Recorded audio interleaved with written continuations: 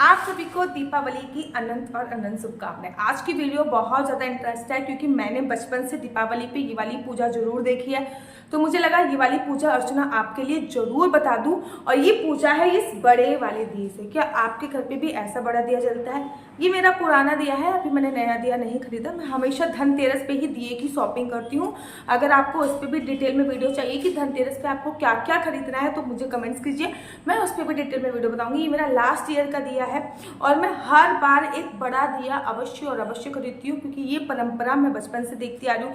सबसे पहले मैंने अपनी दादी का देखा कि मेरी दादी एक बड़ा दिया अवश्य जलाती थी, तब तक मैंने शास्त्रों का अध्ययन नहीं किया था। उसके बाद मैंने अपनी माताजी को देखा कि मेरी माताजी एक बड़ा दिया अवश्य जलाती है। और उसके बाद जब से मेरा विवाह हुआ है तब से मैं भी अपने घर पे एक बड़ा दिया दीपावली की रात को पूरी रात जो जलता रहता है, अगले दिन गोवर्धन की पूजा तक भी जलता रहता है।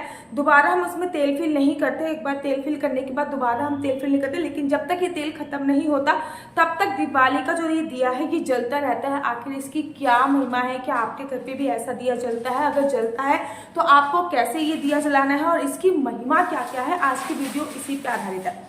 सबसे पहले आप सभी को पता है कि दीपावली जो है वो 5 दिवसीय त्योहार होती है। वैसे तो देखो, रंभा एकादशी पे दीपावली की जितनी भी डेकोरेशन वगैरह आपको करनी है ना, ये सब आप रंभा एकादशी से प्रारंभ कर सकते हैं।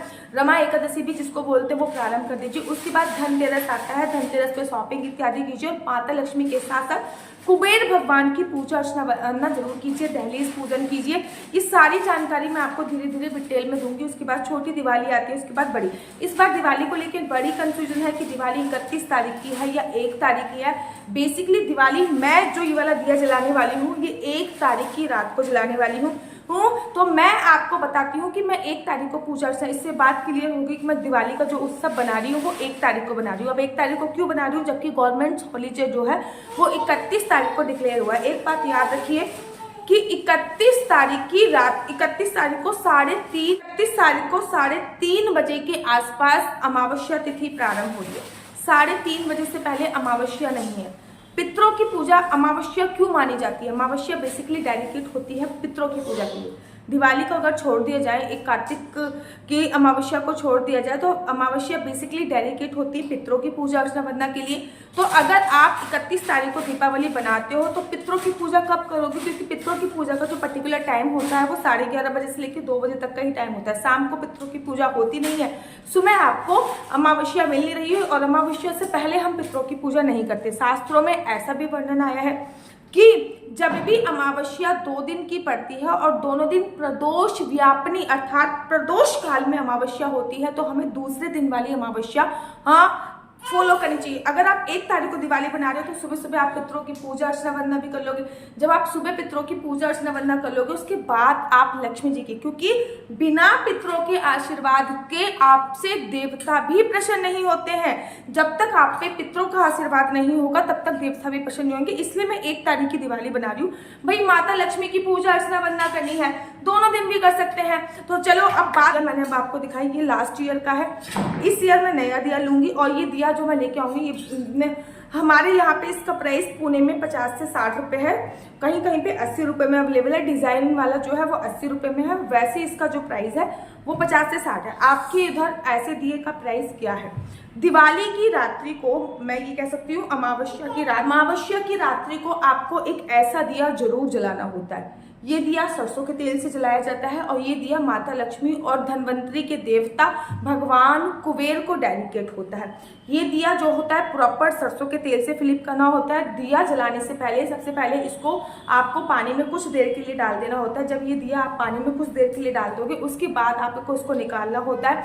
और इसको जलाने से पहले 2-3 चीजें होनी होती है, जैसे कि आपको ये निशान दिख रहे हैं। सबसे पहले हम लोग इस पे स्वास्तिक बनाते हैं, तो आप लोग भी इस पे स्वास्तिक अवश्य बनाइए। ये मैंने अपनी दादी के टाइम से देखा है और फिर मैंने जब इसके बारे में पढ़ा तो इसका बहुत मैजिकल उपाय है। पूरे साल भर में हम लोग 2 बार ही, मैं तो काजल खैर एवरीडे लगाती हूँ, मेरे हस्बैंड पूरे साल भर में 2 बार काजल लगाते हैं। वो काजल कब लगाते हैं? एक तो श्री कृष्ण जी की छठी पे जो काजल पाका जाता है वो काजल लगाया जाता है। दूसरा अमावस्या की रात दिवाली वाले दिन जो काजल हम इसमें पाकते हैं वो काजल लगाना बहुत इंपॉर्टेंट होता है। उसकी भी बात मैं आपको बताऊंगी। तो सबसे पहले यही वाला ऐसा दिया लेना है आपको दिवाली पे, बड़ा दिया जिसे कहते हैं, जो कि पूरी रात जलता रहना चाहिए। उसको आपको कुछ देर पानी में डाल देना है। जब ये पानी में डाल दोगे उसके बाद थोड़ा सूखने के लिए रख दीजिए। जब ये सूख जाएगा तब आप इसके मुख पर यहाँ पे हल्दी से या फिर लाल रंग की रोली से स्वास्तिक बना दीजिए। बनाने के बाद आप इसमें तेल फ्लिप कर दीजिए। याद रखिए तेल ना तो तेल का होना चाहिए और तेल ना ही घी होना चाहिए। हमेशा सरसों के तेल से ही ये वाला दिया जलाया जाता है। तो सरसों का तेल आप इसमें पूरा भर दीजिए। इसमें जो बत्ती लगाई जाती है ना, या तो वो सूत की बत्ती हो, बेसिकली हम लोग कलावे की बत्ती लगाते हैं, ठीक है। आप कलावे के साथ साथ सूत की भी ले सकते हो, कोई रूख की भी ले सकते हैं, लेकिन अगर आप कलावे की लोगे तो कलावे की जो बत्ती होती है ना, वो हमारी किसी भी मनोकामना को पूरा करने वाली बत्ती होती है। तो हम लोग कलावे की बत्ती लेते हैं, कलावे की बत्ती बनाते हैं। कलावे को 3-4 भागों में बांट के बताते हैं और इसके साइज की ही बनाते हैं। कलावे की बत्ती इस पे लगाइए। सबसे पहले स्वास्तिक बनाइए, तेल फ्लिप कीजिए, कलावे की बत्ती बनाइए। और आपका जो घर का मंदिर है, दिवाली की रात को जब भी आप पूजा अर्चना करेंगे तो उससे पहले आपको ये दिया जरूर और जरूर जलाना है। इसके नीचे आपको थोड़े से चावल जरूर रखने हैं। चावल रख सकते हो, तिल रख सकते हो, कुछ भी रख सकते हो, वो आपके पूरा निर्भर है। चावल तिल रखिए, उसके ऊपर ये दिया जला रखिए और घर का जो भी पुरुष मेंबर होता है उसको ये दीप प्रज्वलित कर देना होता है। सारे दीपों के साथ ये दीप प्रज्वलित करना होता है। दिवाली की पूजा अर्चना वंदना कीजिए। जब आप दिवाली की पूजा अर्चना वंदना करोगे ना, तो इस दीप की भी पूजा अर्चना वंदना, जैसे कि इसमें रोली लगेगी, चंदन लगेंगे, अक्षत इसके ऊपर डलेगा, ठीक है ना। और साथ ही के साथ काले तिल हल्के से इस पे डाल दीजिए। सारे दीप अलग अलग जगह रख दिए जाएंगे, लेकिन जो ये दीपक है ये यहाँ पे जलाया है वहीं पे रखा जाता है। इस दीपक का ना स्थान परिवर्तन नहीं होता, इस दीपक की जगह हम लोग नहीं बदलते। यहाँ पे ये दीपक जलाया है वहीं पे ये दीपक रखा जाएगा। और जब शाम को पूजा अर्चना वंदना कंप्लीटली हो जाती है, बस सोने का समय होता है, तो इसमें क्या किया जाता है, थोड़ा सा काजल पाका जाता है और वो काजल घर परिवार के हर एक मेंबर को लगाया जाता है। उसके पीछे रीजन ये होता है कि पूरे साल भर आपको जो नजर लगी हुई है, इस जो दीपक का जो काजल होता है उसको लगाने से आपकी पूरे साल भर की नजर जो है वो उतर जाती है और आगे आने वाले 3 महीने के लिए आप दोबारा से चार्ज हो जाते हो। इसलिए कि काजल जरूर लगाया जाता है। और आपकी जो आंखों के विकार होते हैं, क्योंकि दिवाली की जो रात होती है वो सबसे काली रात में मानी जाती है। पूरे साल भर की सबसे काली रात होती है। अमावस्या की जो रात होती है वो सबसे काली वाली जाती है। और उसमें भी कार्तिक की जो अमावस्या होती है उसमें क्या होता है, सूर्य अपनी सबसे नीच राशि तुला में होता है कार्तिक के महीने में, तो बहुत ज्यादा अंधकार में रात होती है। तो ये वाली जो होती है, एक हमारे आंखों की जो रोशनी है वो तीव्र करती है इस दिए से।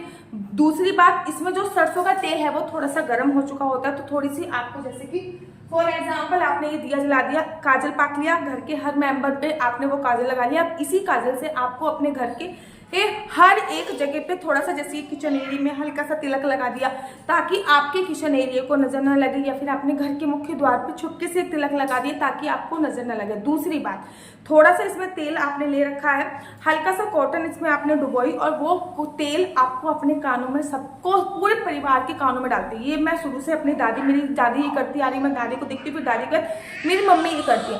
पहले काजल लगाती है, जब हम सब सोने के लिए प्रॉपर रेडी हो जाते हैं, उसके बाद वो तेल पाकती है और तेल सबके कानों में डालती हैं। इससे क्या होता है, हमारे कान संबंधित विकार खत्म हो जाते हैं, आंखों से संबंधित विकार खत्म हो जाते हैं। अब ये जो ये पूरी रात जो ये दिया जल रहा है, ये डेडिकेट होता है माता लक्ष्मी को और कुबेर जी को।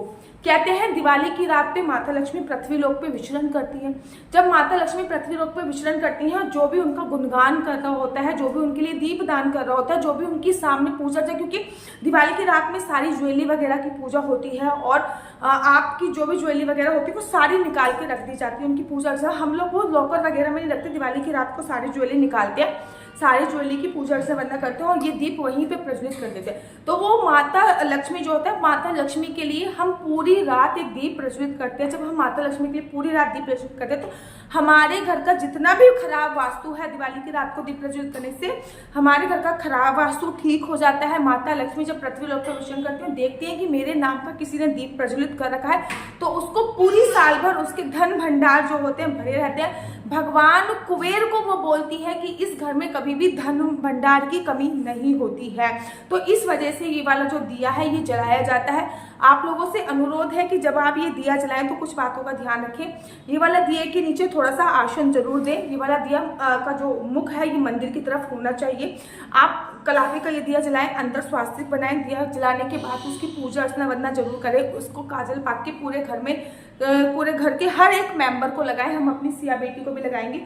मेंबर को लगाने का हर एक कमरे में थोड़ा सा काजल का तिलक लगाएं ताकि आपके घर को नजर न लगे। साथ ही के साथ इसमें जो तेल होता है वो अपने कानों में अवश्य डालें, गरम गरम तेल, जिससे आपके कान संबंधित विकार भी जो होते हैं वो दूर हो जाते हैं। और तीसरी और मोस्ट इंपॉर्टेंट लास्ट वाली बात जो होती है वो माता लक्ष्मी को डेडिकेट होता है, क्योंकि कलावा की जो जोत होती है वो माता लक्ष्मी को डेडिकेट होती है। और माता लक्ष्मी क्या, आपकी आर्थिक समस्या से अगर आप जूझ रहे हो तो कलावे की जोत जरूर बनाइए। ये मैंने अपनी दादी से सीखा, दादी की बात ये मैंने अपनी माँ से सीखा, और आज मैं YouTube के माध्यम से आप लोगों को भी बता रही हूँ। आप लोगों के में किसके घर में ऐसा होता है मुझे कमेंट्स करके जरूर और जरूर बताइए। ये दिए में दोबारा से तेल फिलिप नहीं किया जाता, एक बार जितना तेल भर दिया उतना अच्छा है। कोशिश कीजिए कि ये दिया पूरी रात जलता रहे और अगले दिन गोबर, हमारा तो भैया पूरी रात ले अगले दिन तक जलता रहता है और इसका तेल बिल्कुल खत्म हो जाता है, तब ये शांत रहता है। तो आशा करती हूँ ये जानकारी आपके लिए बहुत इंपॉर्टेंट रही होगी। ये अखंड दिया जलाने का बहुत विशेष महत्व होता है।